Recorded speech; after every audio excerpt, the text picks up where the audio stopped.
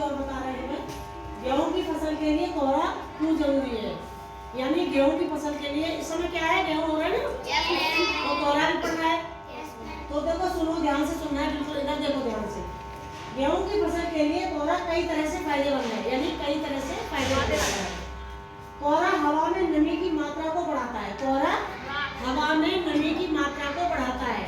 नमी क्या होती है, नमी क्या होती है, हाँ पानी होता है नमी, और मिट्टी की नमी को नमी बनी रहती है, मिट्टी में नमी यानी मिट्टी हमारी गीली रहती है।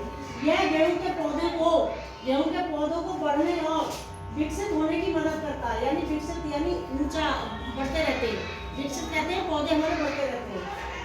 साथ ही कोहरा तापमान को नियंत्रित करने की मदद करता है। तापमान को नियंत्रित करने की मदद करता है। यह तापमान को बहुत ज्यादा गिरने से रोकता है। तापमान को बहुत ज्यादा गिरने से रोकता है, जिससे गेहूं के पौधों को पाले से बचाया जा सकता है, यानी कोहरे से बचाया जा सकता है।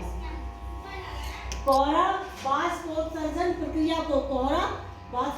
प्रक्रिया को धीमा करता है, ठीक है, जिससे पौधे लंबे समय तक हरे भरे बने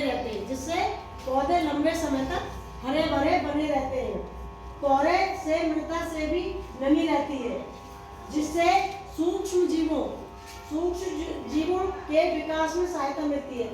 सूक्ष्म जीव जो है दिखाई देते हैं, नहीं दिखाई देते, वो बहुत छोटे होते हैं, बारीक होते हैं, मिट्टी में होते हैं, वो हमें सूक्ष्म जीव नहीं दिखाई देते, ठीक है। मिलती है, सूक्ष्म जीवों को सहायता मिलती है। इससे मिट्टी की उर्वरता बनी रहती है, यानी मिट्टी हमारी की उर्वरता बनी रहती है। समझ में आया?